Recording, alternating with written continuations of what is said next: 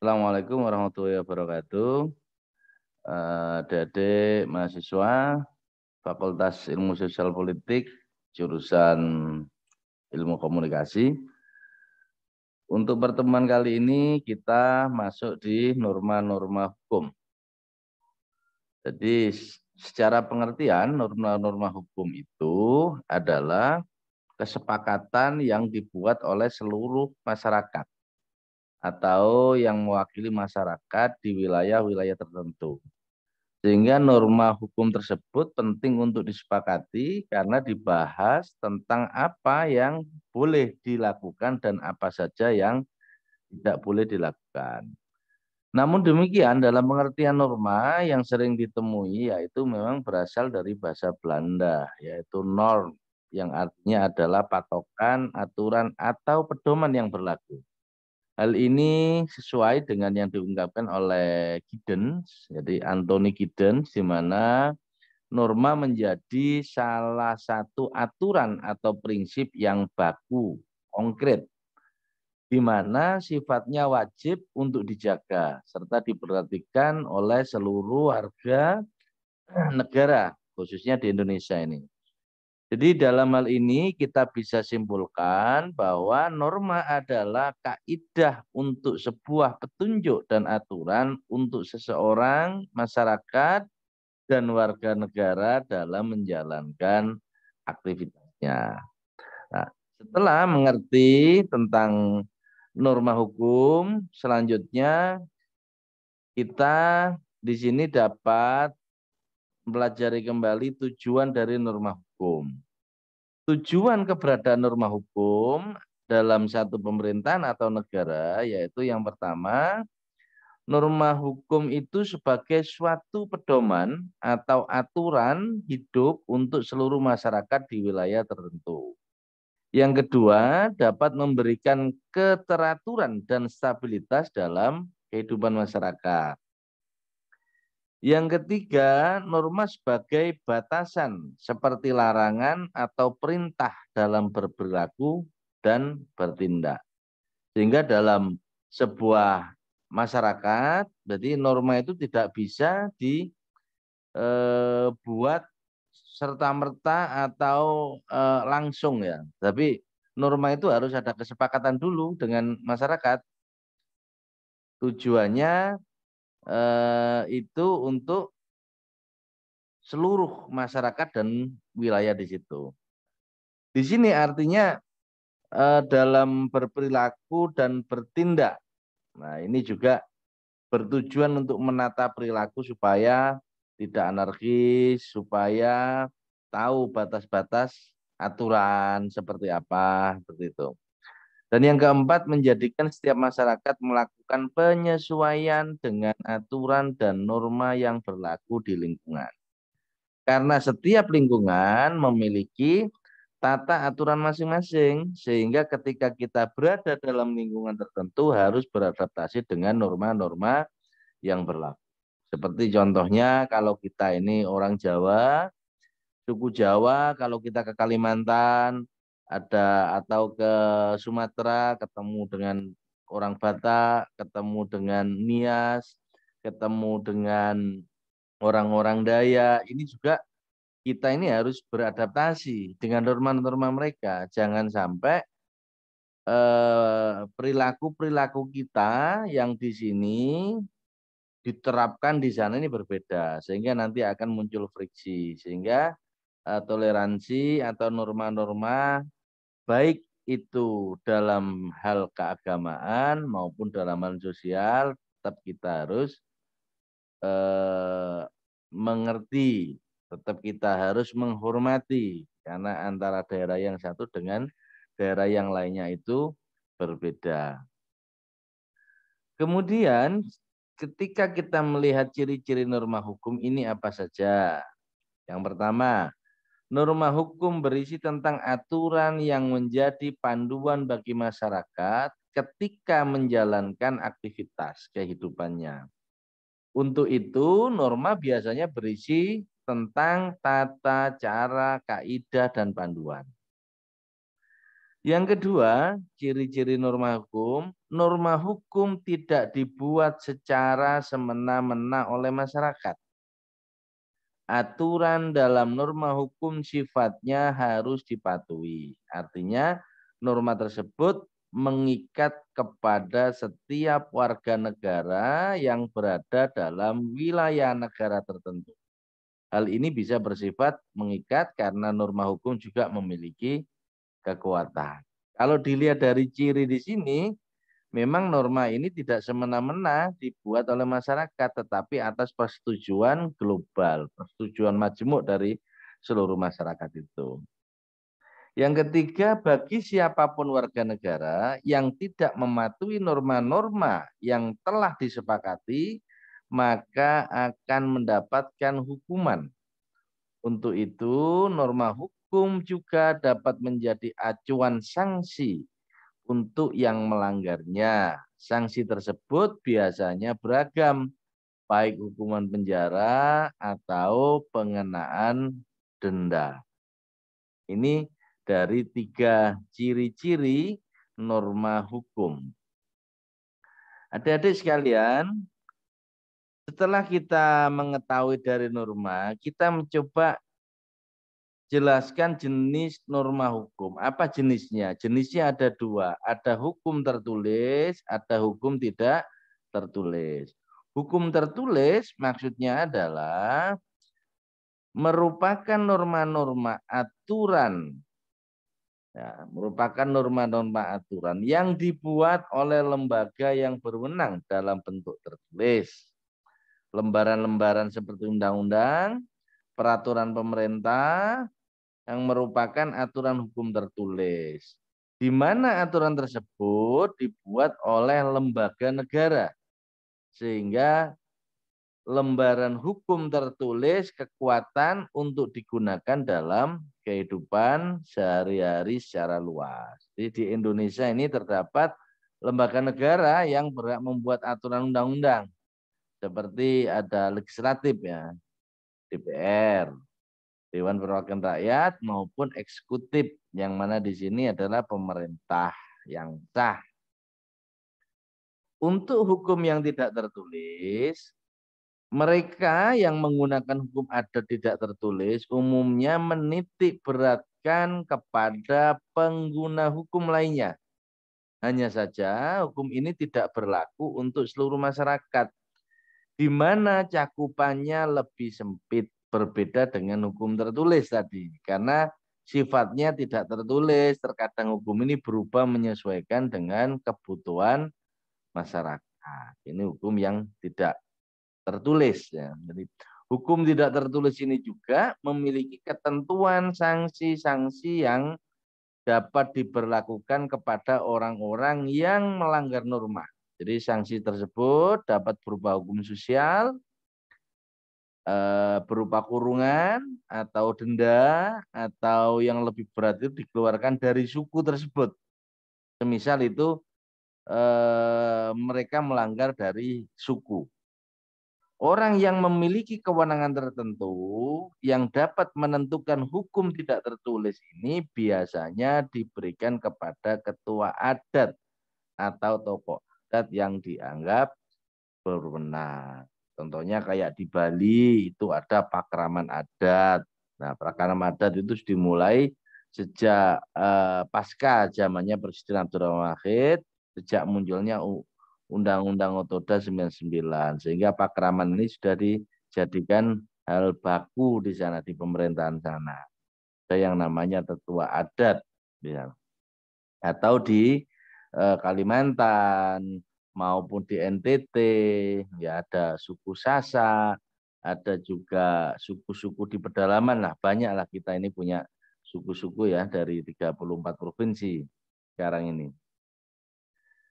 Kemudian adik-adik mahasiswa ilmu komunikasi, bagaimana proses terbentuknya hukum atau proses terbentuknya norma hukum? Biasanya untuk memutuskan norma hukum dilakukan proses kesepakatan antara masyarakat sehingga mendapat hukum mendapat produk hukum yang diterima oleh semua pihak. Jadi tidak boleh dilaksanakan hanya berdua aja atau 3 orang sudah diputuskan ya. Tetapi semuanya, semua artinya semua ini yang dianggap mewakili dari tokoh-tokoh masyarakat. Semakin berkembangnya zaman, norma hukum dibuat secara tertulis, memastikan nilai-nilai tersebut dapat digunakan secara objektif. Jadi proses pembuatan norma hukum di era sekarang memiliki beberapa tahapan. Seperti di Indonesia yang sering kita kenal itu ya, yang sering kita kenal dengan undang-undang. Kemudian proses terbentuknya norma hukum ini biasanya proses ini diawali dengan perencanaan, dengan penyusunan, dengan penyusunan program legislasi nasional. Kemudian dibuat rancangan undang-undang oleh pemerintah atau DPR dari legislatifnya dengan disertai kajian-kajian akademik yang melibatkan perwakilan-perwakilan akademik. Kemudian dilakukan 2 kali tahapan pembahasan. Yang pertama masuk di dalam sidang komisi dan sidang paripurna. Nah, setelah dilakukan sidang paripurna, kemudian ditetapkan dan sejak tanggal ini undang-undang sudah mulai diberlakukan. Tahap akhirnya adalah penyebar luasan. Nah, jadi kalau sudah jadi undang-undang, biasanya kalau di Jawa ini nunggu 30 hari ya dilaksanakan. Kalau di luar Jawa itu sampai 100 hari baru diimplementasikan untuk keputusan undang-undang itu tadi. Setelah mengetahui proses terbentuknya norma hukum, maka kita di sini bisa melihat sanksi norma hukum. Bagaimana sanksinya? Sanksi-sanksi norma hukum sangatlah beragam, seperti pemidanaan, denda, maupun hukum sosial. Di mana sanksi yang diberlakukan untuk setiap warga negara yang melanggar norma-norma yang telah diatur dalam peraturan perundang-undangan, menjalankan saksi juga sebagai kewajiban negara untuk menjaga ketertiban kehidupan bermasyarakat. Jangan sampai setelah diundangkan ada sanksinya, ada aturannya, kita mengabaikan. Tidak serta-merta untuk menjalankan diimplementasikan di masyarakat. Ini jadi problem nantinya ya. Kemudian hadirnya sanksi juga terbentuk berdasarkan pasal yang dijatuhkan kepada pelanggar, baik yang merujuk pada sanksi pidana maupun perdata. Jadi adapun sanksi hukum pidana berupa vonis terhadap tersangka oleh hakim atau hukuman penjara atau hukuman kurungan, hukuman denda, hal ini semuanya sudah diatur dalam KUHP pasal. Nah, sedangkan dalam hukum perdata biasanya hakim ini menjatuhkan hukuman berupa putusan condemnatoir ya, atau declaration dan konstitutif agar mengenal tentang sanksi hukum. Jadi berikut contoh sanksi-sanksi hukum dalam KUHP itu ya. Nah, sehingga ada nanti karena kita ini bukan di Fakultas Hukum, maka nanti bisa dibuka kembali KUHP-nya, dibuka, dipelajari sesuai dengan rujukan dan tidak salah untuk menyampaikan sanksi-sanksi itu sesuai dengan aturan-aturan yang ada di KUHP tersebut. Contoh-contoh norma hukum, apa saja contohnya? Pada dasarnya setiap orang yang melanggar hukum pasti akan diberikan sanksi yang sudah berlaku. Nah, di bawah ini akan diberikan beberapa contoh norma hukum. Yang pertama, setiap orang yang mengendarai motor, nah ini contoh aktivitas sehari-hari lah ini ya. Setiap orang yang mengendarai motor harus menggunakan helm. dan menyalakan lampu kendaraan. Sementara itu pengendara mobil harus menggunakan safety, sabuk pengaman. Selain itu, setiap pengendara harus menaati setiap rambu-rambu lalu lintas. Nah, ini contoh norma hukum ini yang terjadi di sekeliling kita. Setiap warga negara wajib bayar pajak. Seseorang yang melakukan tindak kejahatan atau tindak kriminal akan diberi sanksi yang sudah berlaku. Tidak boleh menyebarkan informasi atau berita hoax. Seperti akhir-akhir ini ya, banyak berita-berita hoax berseliweran ini. Akibat dari bebasnya kita menggunakan medsos untuk hari ini, sehingga harus ada penangkal supaya kita tidak termakan berita-berita hoax ini. Seperti yang kemarin angkatan sebelumnya sudah mengadakan kegiatan cara mengantisipasi pemberitaan atau menerima berita hoax, itu sudah dilakukan. Kemudian contoh pelanggaran norma hukum. Tapi ya, ini penyebaran hoax seperti yang saya sampaikan tadi. Menyebar berita hoax atau berita bohong merupakan salah satu pelanggaran norma hukum dan sudah tercantum di dalam Undang-Undang Republik Indonesia Nomor 11 tahun 2008 tentang ITE, Informasi dan Transaksi Elektronik, pasal 28 ayat 1 yang berbunyi, setiap orang dengan sengaja dan tanpa hak menyebarkan berita bohong dan menyesatkan yang mengakibatkan kerugian konsumen dalam transaksi elektronik. Nah, ini harus hati-hati, ini adik-adik mahasiswa ini. Kita jangan sampai guyon, sampai terlalu berlebihan. Guyon yang ugal-ugalan, ini dampaknya juga jadi masalah nantinya. Karena undang-undangnya jelas di situ ya, Undang-Undang Nomor 11 tahun 2008 ini. Supaya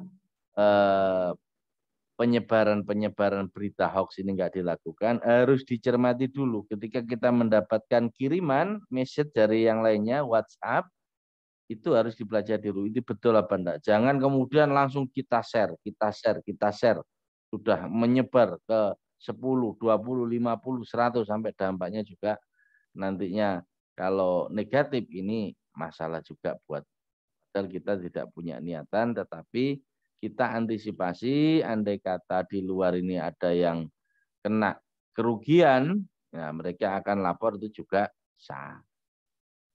Yang kedua contohnya tidak memakai helm. Ya, ketika berkendaraan motor, ini adik-adik mau ke kampus atau mau ke pasar, ini kan seringkali menyepelekan ini. Padahal tujuannya helm ini demi melindungi diri dan keselamatan bersama, maka harus digunakan ini. Apabila pengendara motor tidak menggunakan helm, maka dikenakan sanksi hukuman. Undang-Undang Nomor 22 tahun 2009 tentang lalu lintas dan angkutan jalan. Pasal 291 ayat 1 yang berbunyi, setiap orang yang mengemudikan sepeda motor tidak mengenakan helm standar nasional Indonesia sebagaimana dimaksud dalam pasal 106 ayat 8 dipidana dengan pidana paling lama 1 tahun. Jadi jangan sampai itu. Atau didenda, di sini 250.000. Padahal ini kan kebutuhan. Jadi jangan sampai menyepelekan. Pak, saya mau dekat atau ini ke kampus, saya mau dekat di sini. Tak kalau ada waktunya operasi ya kena. Jadi ada beberapa hal itu yang bisa saya sampaikan. Selanjutnya kita bisa diskusi bersama atau dengan apa